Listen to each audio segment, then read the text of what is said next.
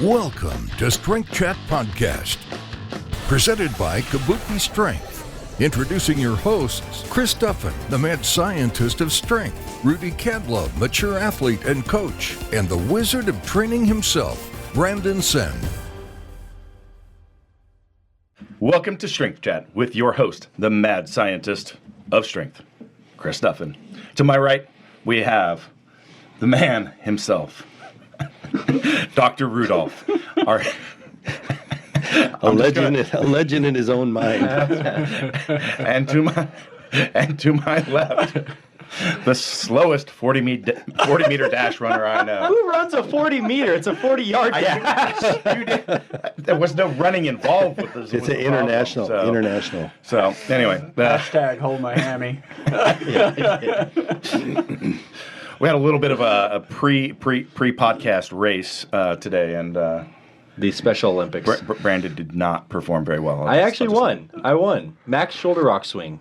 You did win that. 40 pounds, if anyone wants to challenge that. 40 pounds, 1 RM shoulder rock swing. I'll leave my office address at the bottom of this. So today we've got Dr. Phillip Snell, and great pleasure to have Snell on the podcast us with today. He is the founder of My Rehab Exercise, FixYourOwnBack.com, and is got a new project underway. Want to tell us a little bit about YAP? Sure, absolutely. This is sort of a collaboration with Dr. Justin Dean, who you guys know. And by the way, it's nice to see you guys again. It's always nice to be out. It's nice to be seen. But on the radio, especially. Yeah, indeed. Justin and I started to play with this together about a year ago, 2 years ago, rather. When he started to work in our office. I had been kind of tossing around some ideas of different types of manual therapy, combining a variety of different things that I'd done over the years, and combining that with some of the research on neurodynamics and expanding that to incorporate work on superficial neurology. And lo and behold, some things that seemed dirt simple started to be very, at least when I was working on it by myself, seemed to look like they were very effective. And I was like, this can't be this easy. So when Justin came and started working with me, I said, hey, try this stuff out. And he'd come back into the office after working with somebody. He's like, my God, you wouldn't believe this. I was like, oh, okay, well, looks like maybe we do have something. And then he took it out into a circuit of continuing education presentations he was doing, and just sort of, started almost on a lark to show it to people while he was at some of these speaking engagements he was at. And within the room, in very short order, and also outside, those people that were in the room learning from him, subsequently then got back in touch with us and said, hey, this is really working. And we were just kind of having fun, quite honestly, because it seemed so simple to do and so simple to teach people to do to help themselves. They were like, nobody's going to take it serious on that. And that's kind of how the whole YAP thing started, So I missed that. Maybe I was glowing in my introduction. Did you tell us what YAP stands for? Oh, sure. And I am fond of stories, so I'll add a little story to it. One day we're sitting in the office and Justin comes in. And he's like, I just had another great one. I just had another great one. I'm like, well, we keep messing around with this. We're going to have to legitimize it. And maybe, we'll get serious and put an acronym on it. Because everybody knows that every named system has to have an acronym associated with it that you can then brand and market and all this kind of stuff. And we joked about it. And it's like, well, what's it going to be? What are we doing? I don't know. We're playing with pain. Okay, so we got P, and we're kind of pulling and tugging and yanking. Yeah, yank away pain. Yeah, that's what we'll call it. Well, we have a big laugh about it and everything.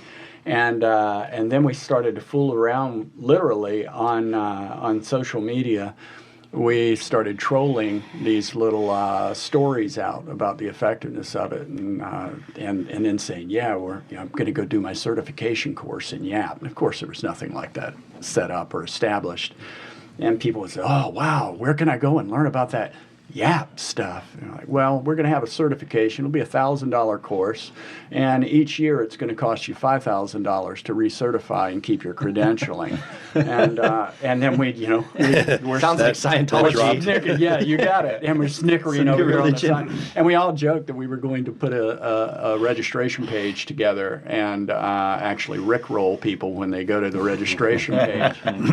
But people honestly kept pushing and are like, no, seriously, show us what you're doing. And it's like, oh, well, all right. So we put some stuff together, and the site itself, yankawaypain.com, is very close to being ready, but is not quite ready yet. It should be ready in the next couple of weeks, hopefully, as soon as we get a few. So tell us the premise of YAP. The premise is, in essence, neurotrumps. The idea is that neurology drives motor behavior, and unhappy neurology, very much like a rock in the middle of a stream, will be painful and cause flow of movement around that particular painful area to be altered. And rehab, as long as a person is in pain, trying to change their movement patterns is going to be a big challenge because they're always going to be adapting to the presence of that pain. And our heart and soul is in trying to get people to move better, and a lot of our background has been in exercise and rehab exercise and corrective exercises. And we kind of came to this out of the neurodynamics stuff and treated it almost like a redheaded stepchild in the clinic for a while. It's like, oh man, it's manual therapy. Everybody does manual therapy. Manual therapy is, it's kind of last year's news. But then we started to realize that very quickly, using this particular stuff, we could help take pain out of a movement pattern very quickly. And that gave us a window of opportunity to then go in and train that movement pattern to get it to stick a little bit better. And I think I don't mind if I jump in, but this is a really important piece to capture here, because our underlying issues a lot of times are poor movement quality, right? Mm-hmm. And we've got to get that. And if you got somebody holding, not able to do that, you're not able to address that. And I think that's primary concern. And I don't know, I want to move back a little bit further and tell a little story on my end. Maybe we can jump back into this, but sure. About our relationship, and because I get the question a lot of times with our KMS. We like acronyms.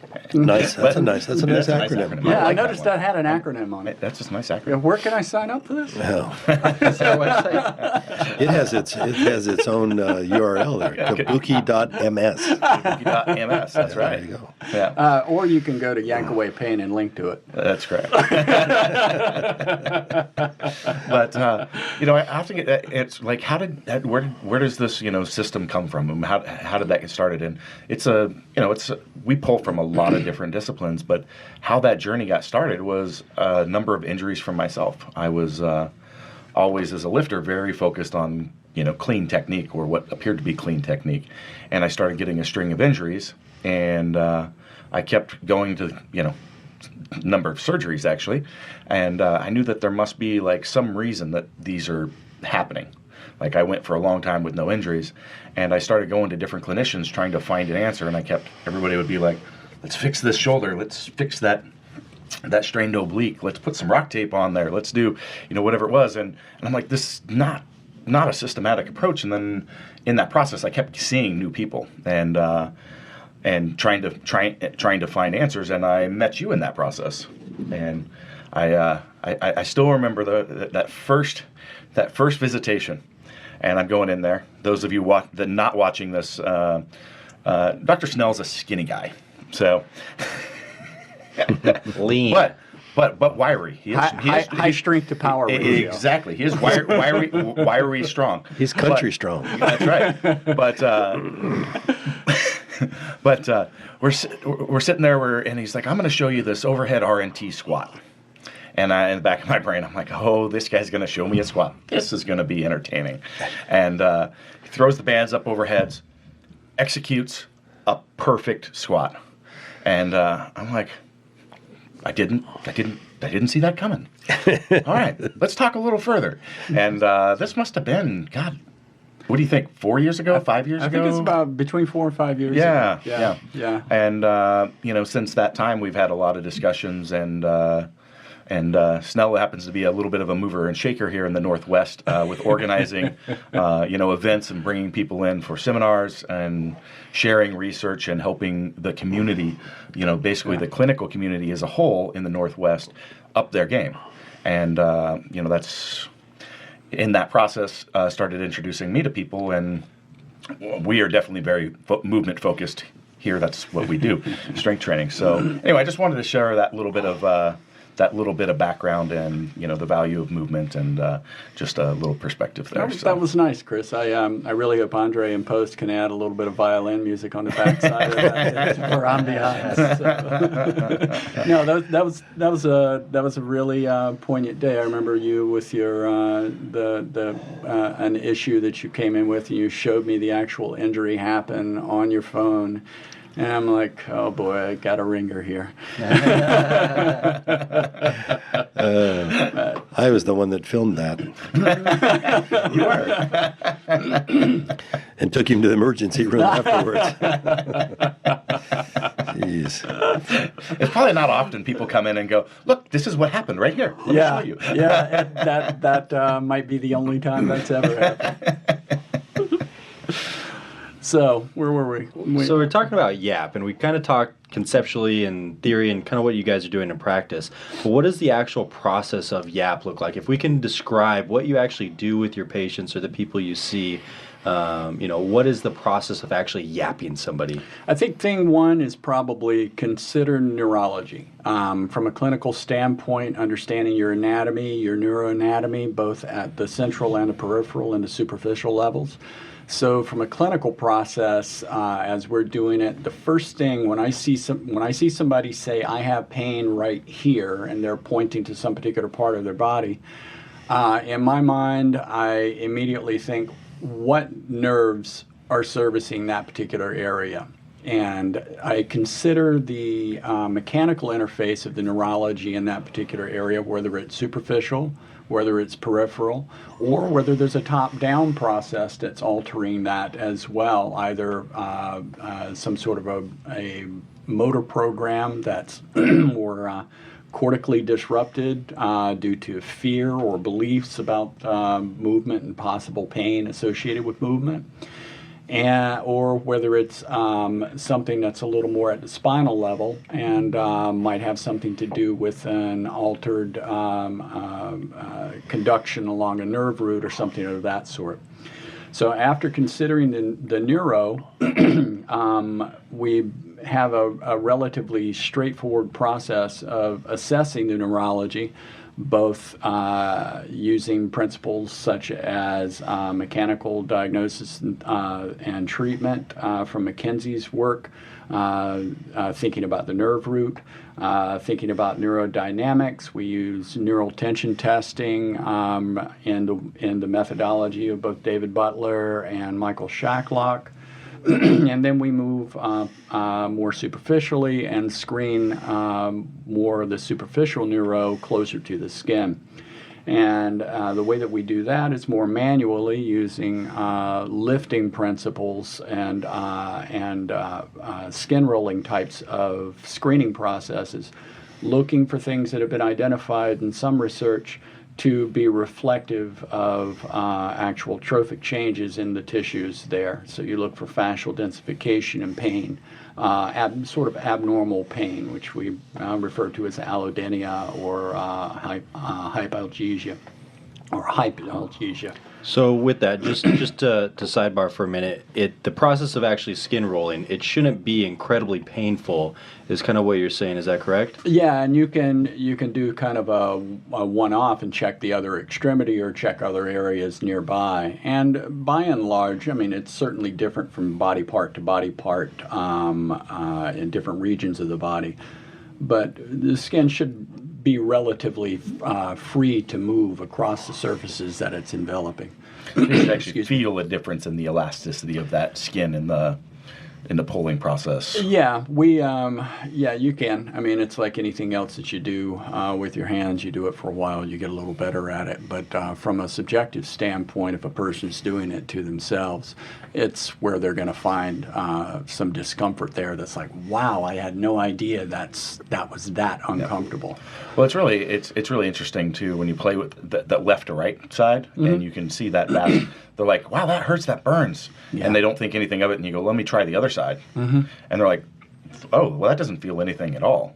And it's just like this big, Yeah. And the idea, too, I mean, there's, I know that there seems in manual therapy these days to be almost a split camp between those who think that manual therapy shouldn't be painful or nociceptive or cause some level of nociception, and those that think that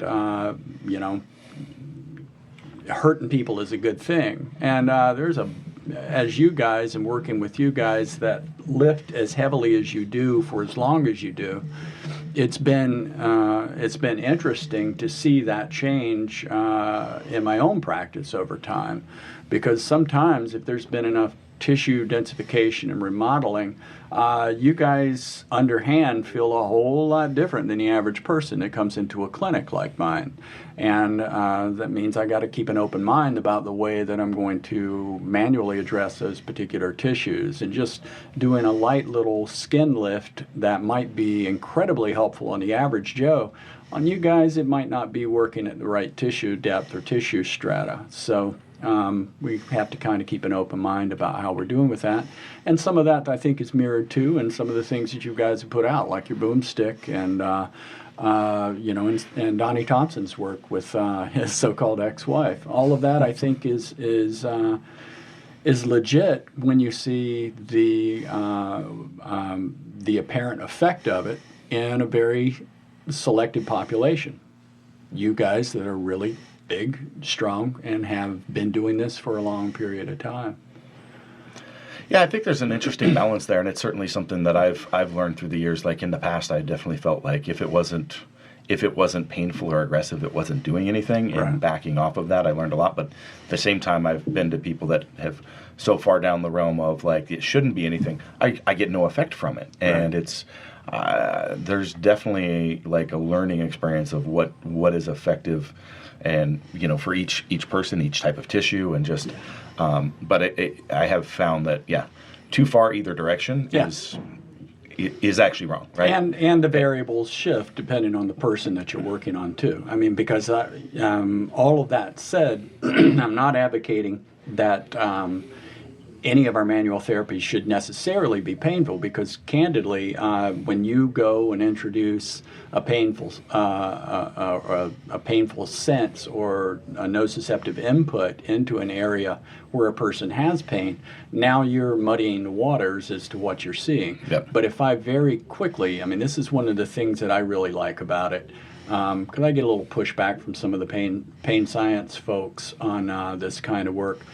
But if a person comes in and says, I have pain in my shoulder, I wonder if I have a rotator cuff tear, I wonder if I have arthritis in my shoulder, they've already got relatively well-formed ideas about what's going on and what tissues are involved.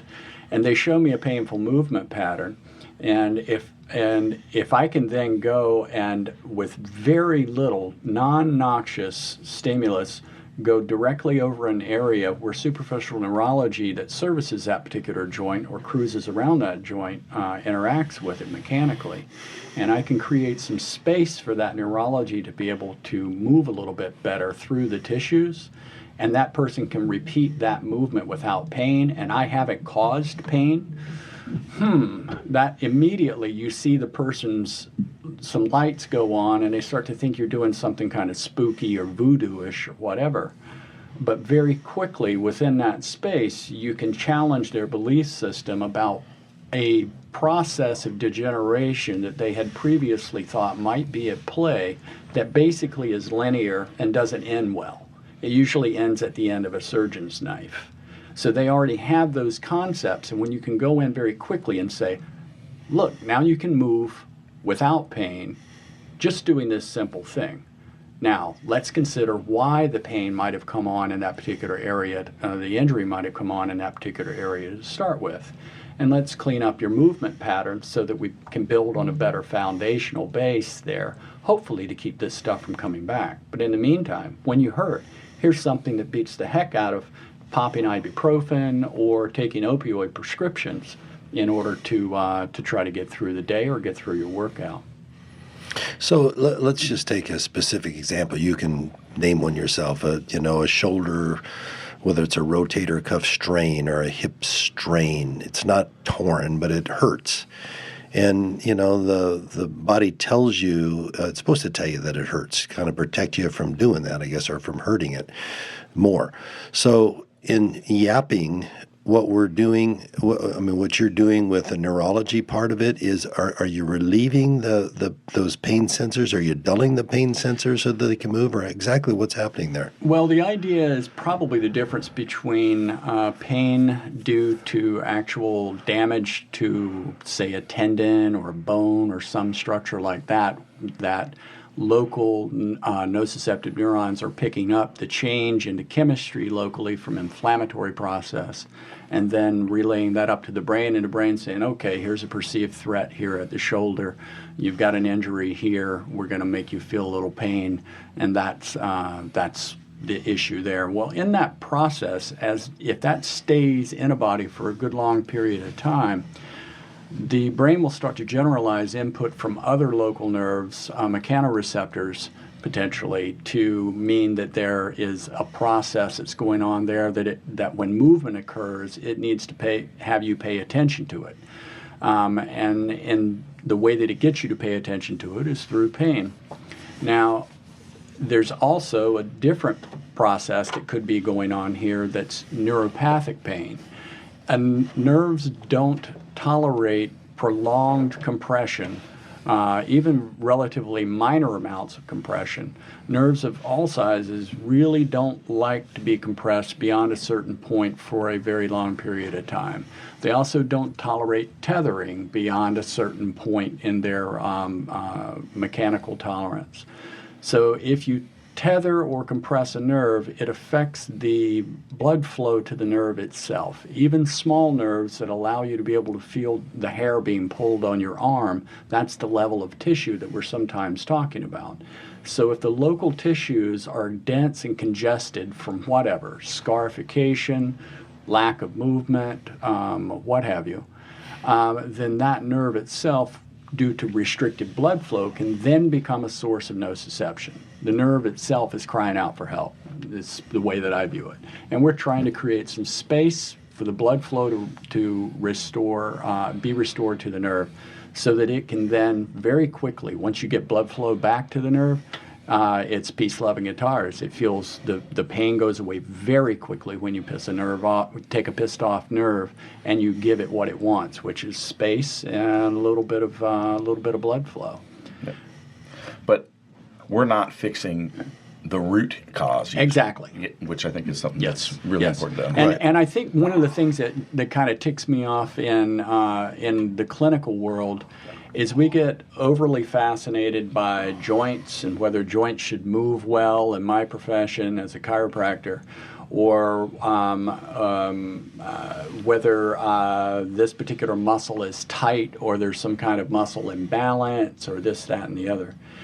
To my mind, oftentimes, especially in chronic pain, the ongoing nociception due to the neuropathic pain, Rudy, that you were talking about, when that nerve is unhappy, it causes muscles around it, we think, to behave in a way to try to protect that nerve. And in so doing, that alters movements around joints, which can then, in a tertiary form, become sources of pain down the road with arthralgia or arthritis.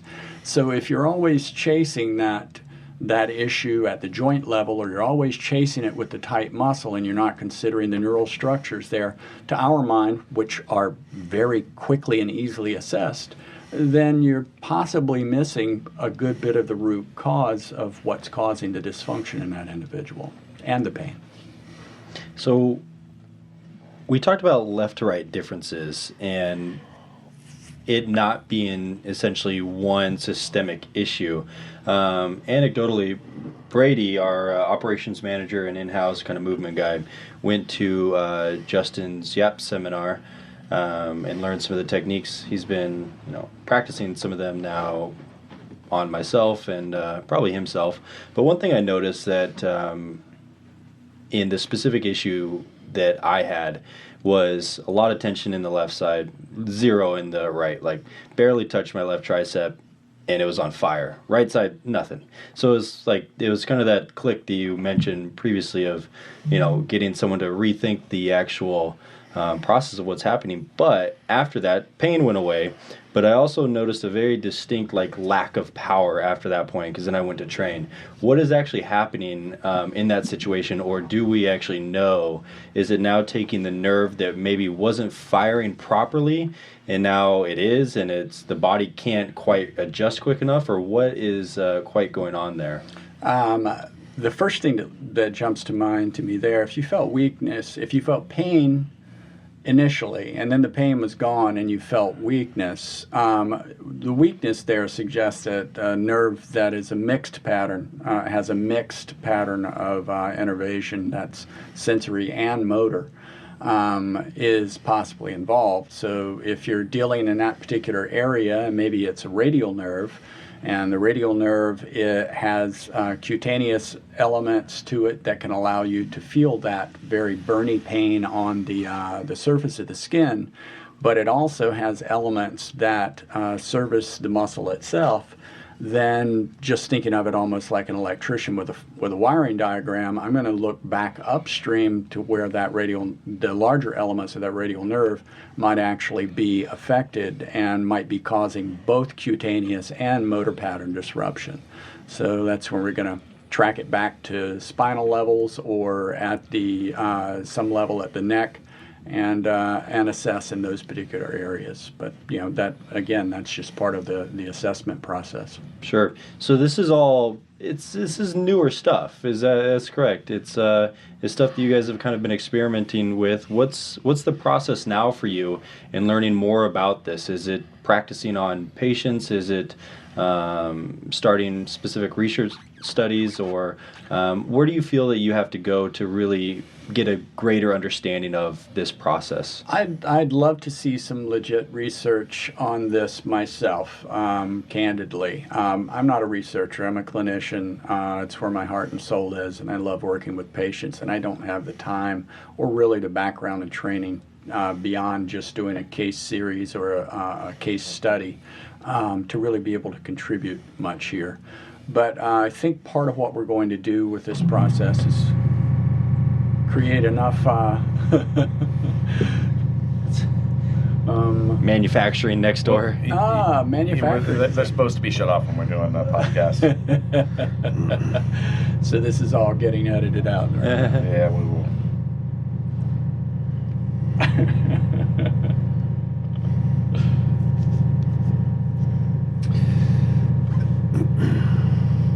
This is our brewery model. Yeah. Soon. Soon to be. So where were we? Yeah, it'll kick off here in a second. But where were we so I can pick up? Yeah, so essentially... where are we taking it research? Taking about, this specific thing, because it really seems like I'm not nearly in, I'm a strength coach. I get people stronger. I'm not in the clinical side like you are. And really, where does... It seems like this is something that only you guys are doing. right now anyway. It's something that you guys have kind of, tipped yourself off to. So essentially, where does it have to go from here in order to gain? Do you think it's something that's going to gain widespread recognition across the industry, or at least, there's always sides to be debated, but is this something that you feel needs more research backed in order for everyone to accept it, or? Well, I think there's never anything wrong with investigating things further with research. The question clinically always comes up. Well, are you going to engage in processes that aren't "quote unquote" evidence based? If you are experimenting with something, going out on a limb to do something to try to help people, that has incredibly low risk, especially when you compare it to the other end of a surgeon's knife, the other end of a physiatrist's needle, or opioid prescriptions, then in the face of a public health issue that we've got right now, I can very easily square myself with trying something that's a little bit on the experimental side based on what we've been doing in the clinic. That doesn't mean that we don't do the research. Of course. But I think creating enough of a stir about all of this, we'll get some people interested in it. We'll describe it well enough, and then the research will be done. Yeah, it'll come around. I mean, we've been picked up for doing some research on the boomstick and pain pill, just because people have been on that side of what's going on here. This is clearly. There's benefits and it's working, and so we've got some people that have volunteered to take on and do some research studies for us. Cool. So it's just a matter of if it works, people are going to see it, and eventually, like you said, it's difficult on the research end just because there's so many variables and so many things that can be studied. And it's always going to be, research is always going to be behind. Yeah, and especially you guys are in the world of performance and performance athletics. As my friend and colleague Charlie Weingroff is fond of saying, if you're reading the research and you're in the field of performance, then you're already, and you're just reading books and journals, then you're already probably a couple of years behind the curve. You have to play with in performance with a little bit of a notion of whether or not you can get a little bit of an edge on the front end of things. And in clinical practice, the application of research typically runs about 15 to 16 years behind and the research itself. So in the process of 15 to 16 years, and you're talking about something that's low risk like what we're doing, that's just stupid. Right. Why do you let that sit up on a shelf and try to mind somebody's P's and Q's about this when you can actually help people very quickly? Yeah, I mean, that's the scientific method. I mean, you come up with a hypothesis, and then you set out to confirm or deny the reality of that, and ultimately come up with a theorem or a theory of practice. And reproducibility too is part of that. And that was when I was reticent to talk about any of this stuff until we brought other people into the mix and they were able to reproduce it. And I brought other students into our clinic and taught them some of it, and they were able to go do it. And then we went out and, for God's sake, we phoned it in on a couple of people. Literally, people called and said, it hurts when I do this. Okay, then let's Skype real quick and let me show you some things to do. Well, wow, that doesn't hurt anymore to do that particular movement. It's like, are you kidding me? You can phone it in? But sounds like a good practice. Yeah. Speaking of some of your other projects, you've got fixyourownback.com, and I know which is a continuing education course, and you've, on social media, I see you posting quite a bit on research on back pain, and I think that ties to YAP as well, because you're dealing with peripheral stuff. Sometimes the underlying issues can be serious things, right? You may have some things going on from a spinal or disc related issue that could be leading to the sensitized pathways. Do you have anything that you want to talk about on related to recent research or things the world of back pain? Well, I guess there's a couple of points there. You asked for some history there. A real brief synopsis. My rehab exercise program, mostly, and the Fix Your Own Back program grew out of my own clinical practice and requests from other people to help them. And the requests were from clinicians who had stumbled onto an open source site that I had put together for my own patients, wherein basically I had patient-friendly instruction on Stuart McGill's early exercises. And I put it out there so that my patients could conveniently go to one particular spot and see the exercises being demonstrated well. And other doctors came across it and were like, gosh, you ought to, do you mind if I use this? It seems to be working well with my patients, and it'd be great if you'd add some more stuff to the library and charge a little bit for it. So I did ultimately. And then the Fix Your Own Back site came together one day literally because in the process of helping a person that had a disc herniation and sciatica, moved from barely being able to get out of the chair in the waiting room to pulling weight off of the floor by the end of the visit, the guy literally broke down and started crying. And he looked at me, and it was a very poignant moment. He said, "Where in the hell was I supposed to learn this?" And I didn't have an answer for him. I had to learn it myself because I had a similar injury that pushed me into the research early on in my practice. And I was absolutely amazed at the abysmal lack of knowledge collectively about how to manage that particular condition. And I decided that I was going to, delve into the literature to fix my own self, and in the process of doing that, then used it clinically to help other people, and it proved successful. And then I started to explore whether or not it could be put into some sort of a package technologically that could help more people.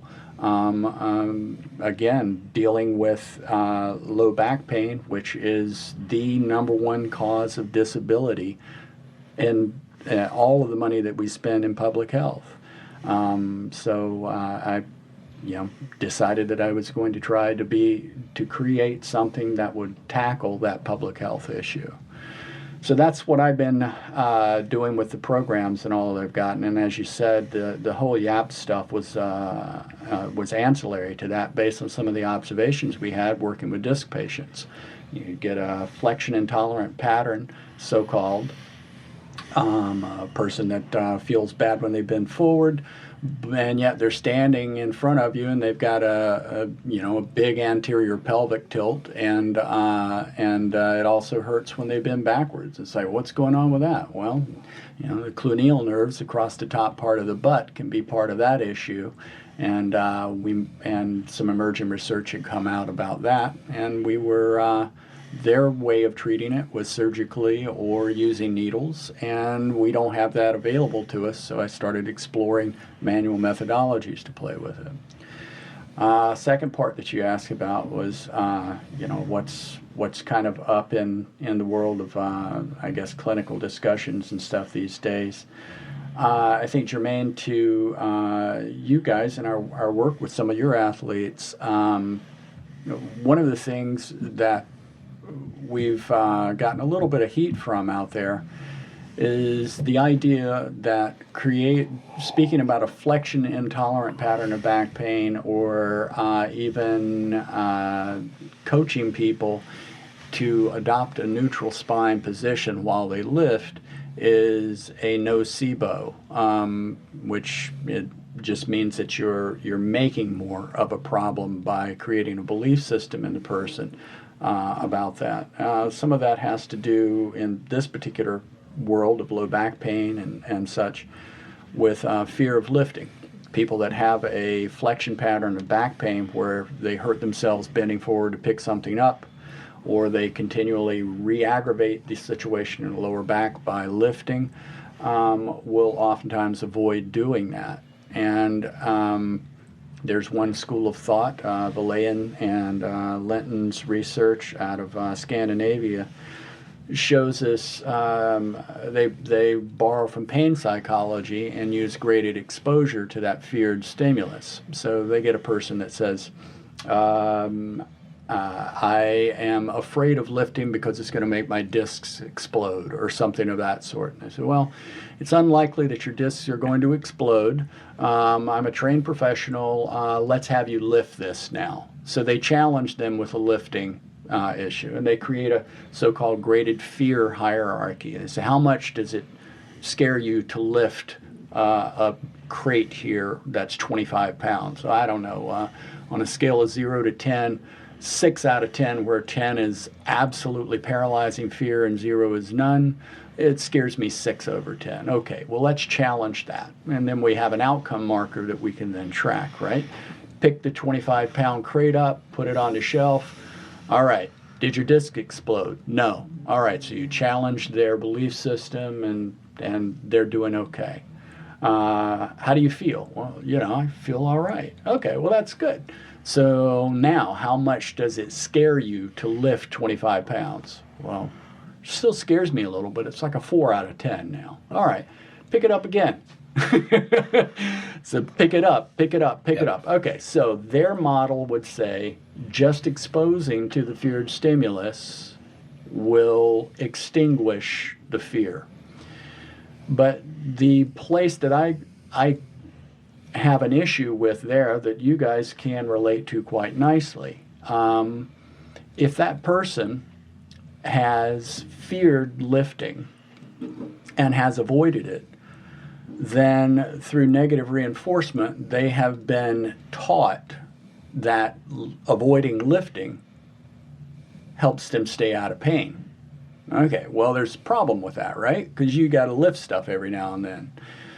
Children, for instance. Mm-hmm.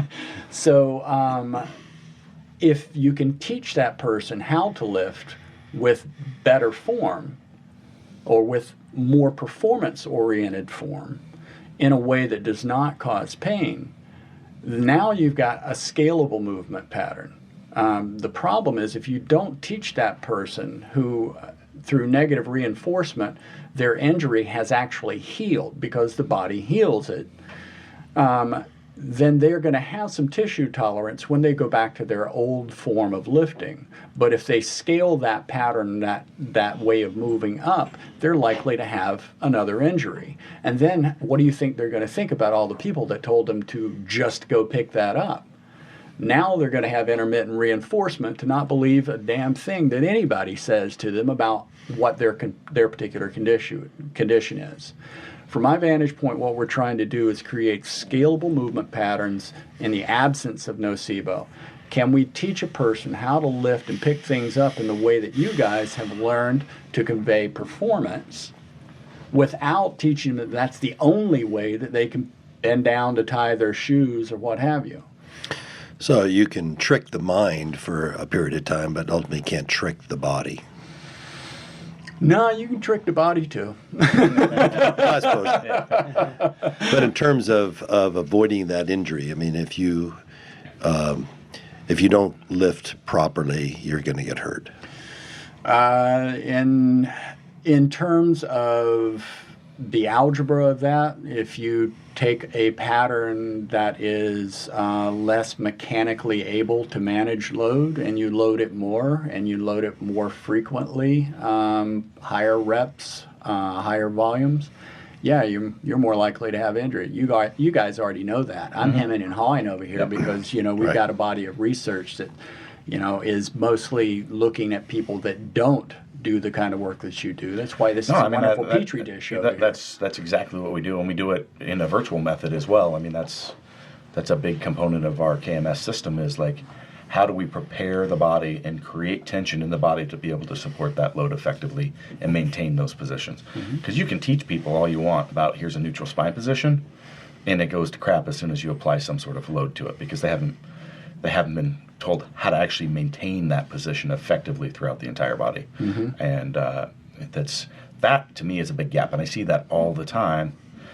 And unfortunately, with a lot of it's people that have gone to school, they're physical therapists, chiro, whoever, and they don't know in a performance situation where we've got some load, how do we actually create that tension sequence in the body to be able to do that? Yeah, and probably you can sit there and go, here's a good position, and pick up that 26-pound kettlebell. Right. But now you got 200 pounds, and you're going to bend over and do it, and it goes to crap. Yeah. So and it's probably worth saying in there too that when we talk about neutral spine, it is a range of postures, right? Yeah, yes. You know, and it might even have a touch of flexion in it. But learning to brace in those off positions, as your strongman competitors do, and the way Stu McGill and his research has shown, is kind of the bracing strategy that you guys are adopting, but you're adopting it from a more central neutral position, so that when you do put that heavy tension on and you apply the extra load, you don't have a buckling moment. absolutely. Yeah. So you are, whether it's unofficial or officially, our team doctor, and you work with a lot of our athletes, strength athletes, power lifters, and strongman and such. Ironically, it seems. But you, outside of working with us, you work with people from all walks of life and different sports as well. But tell our listeners about your sports athletic background. And I grew up in a small town and went to a small school, so I was a three-sport player, basketball, football, and baseball, because if you didn't get enough people out there, then you couldn't field a team. So that was a lot of my background early on. I blew an ACL out shortly after high school, and that pretty much at that point cut my basketball days. That was my first love. Out. I went into sagittal plane and mostly went into running and cycling to stay fit, and really didn't come to resistance exercise, oddly, until a bit later. Part of the product of being in a very small school is there wasn't a whole lot of resources available to actually be able to lift weight and do resistance training. So we were literally country folks out there, pushing sleds and all stuff you can relate to from your days back playing football and all. So I think you said you played defensive back in high school. I was a wide receiver. Wide receiver. Yeah, and let's see. Later, without the ACL, I had 12 years with no ACL of one knee. I was kind of living a bit off of the grid in those days, and I have always kind of had an attitude that we should learn how to move ourselves and take care of our bodies a little better. So I couldn't afford insurance at that particular point in my life, and I chose instead to spend whatever extra money I had on learning how to avoid the movement patterns that would aggravate my particular injury, and that's when I started to move into martial arts, yoga, tai chi, a variety of other movement systems, Feldenkrais movement therapy and such, to try to better learn how to gain some sense of controlled movement. And it stood me in good stead for a number of years. I didn't have any problems with my knee, but then was able to get it surgically reconstructed, and once I was able to get my ACL deficient knee back up to something, then I could start to play with weight a little bit more convincingly. Yeah, that's great. I think that helps people understand the variety of team and individual sports that you've personally been involved in. So that's great. Thank you for sharing that. Sure. Well, Dr. Snell, I think we're about running up on time today. Yeah, we're getting close. We already talked a lot about some of the resources you offer in your website, fixyourownback.com. Where else can our listeners find you? I know you're a local Portlander. Stop in and see you for a session. If someone wants to get in contact with you, where do they go? If you're for clinical, I do have a clinical practice. See patients for most of the week. And I have a couple of associates as well that are well trained in this stuff that I do if I'm not available. But I practice in Portland, Oregon at Hawthorne Wellness Center, which is in southeast Portland. If you Google Hawthorne Wellness Center, you'll find us. That's where I am currently. Online, we've already mentioned those particular resources. I have had a speaking schedule. It looks like that might be getting ramped up because I keep getting tapped to talk a bit more We've got some engagements potentially coming up in 2017 on that. Excellent. Well, thank you for sharing just an ounce of your wisdom today. We could have you here every week and go on and on. We really appreciate you being here today, and of course working with our team and our athletes over the years as you have. So we look forward to continued great relationships and yapping on together. Yapping into the sunset. Yes. That just feels so wrong. So it's still so right. Yapping does sort of sound Western a little bit, doesn't it? Yeah. Yap along. Yap along, little doggy. Well, thank you guys. Yappy I appreciate your hospitality. All right. Thank you. That's a wrap.